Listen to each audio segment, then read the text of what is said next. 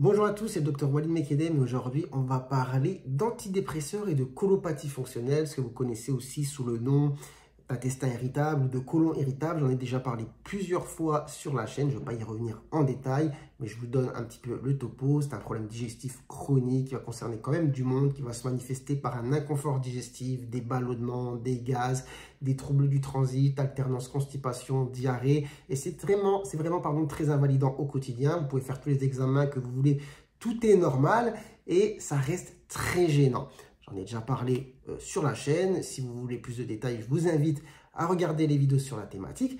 J'avais même déjà proposé des choses à mettre en place au quotidien pour soulager les symptômes. J'avais même parlé du régime FODMAPs, mais quelque chose dont je n'ai pas parlé car ce n'est pas forcément très bien accueilli.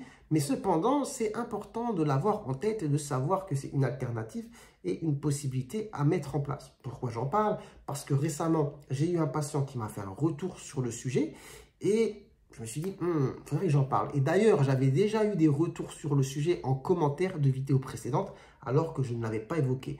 De quoi il s'agit? Il s'agit du fait que les antidépresseurs, que vous connaissez d'ailleurs, une grande catégorie d'antidépresseurs, je n'arrive pas à parler, qu'on appelle les ISRS, inhibiteurs sélectifs de la recapture de la sérotonine, ont un effet démontré sur le soulagement des symptômes de la colopathie fonctionnelle. Donc, dans les ISRS, il y a des noms que vous avez sûrement déjà entendus: paroxétine, fluoxétine, duoxétine, sertraline. Donc, voilà, des traitements dont vous avez sûrement déjà entendu parler. Il module en fait la sécrétion de sérotonine au niveau intestinal, la motilité intestinale, les sensations que vous allez avoir au niveau justement digestif. Et cela améliore du coup le confort digestif. Il y a des études sur le sujet. Je vous mettrai un lien. Dans les études aussi, on parle d'une autre catégorie d'antidépresseurs qu'on appelle les antidépresseurs tricycliques, mais que je ne vais pas évoquer car on les prescrit beaucoup moins, en tout cas en France, en tout cas pas dans cette situation. D'ailleurs, les antidépresseurs ne sont pas prescrits généralement dans cette situation.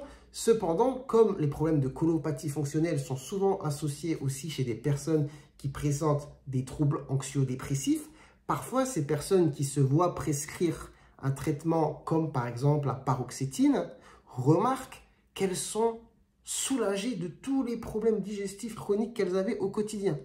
Or, le traitement n'était pas du tout proposé pour cela. C'est un fait, c'est connu. Donc, je disais, il y a des études sur le sujet. Donc, après échec de toutes les mesures mises en place, que ce soit sur l'hygiène de vie, les différents régimes alimentaires, les différents traitements symptomatiques, antispasmodiques, etc., si vraiment il y a un confort digestif au quotidien altérant de manière majeure la qualité de vie, cela peut être une solution. Cependant, ce n'est pas forcément non plus très bien accueilli. Je vous laisse imaginer la situation. Quelqu'un qui vient parler de ses problèmes chroniques digestifs lui gâchant la vie. Le médecin lui propose un traitement qu'on classe dans la catégorie antidépresseur. Le choc. Là, non, j'ai pas envie de prendre l'antidépresseur.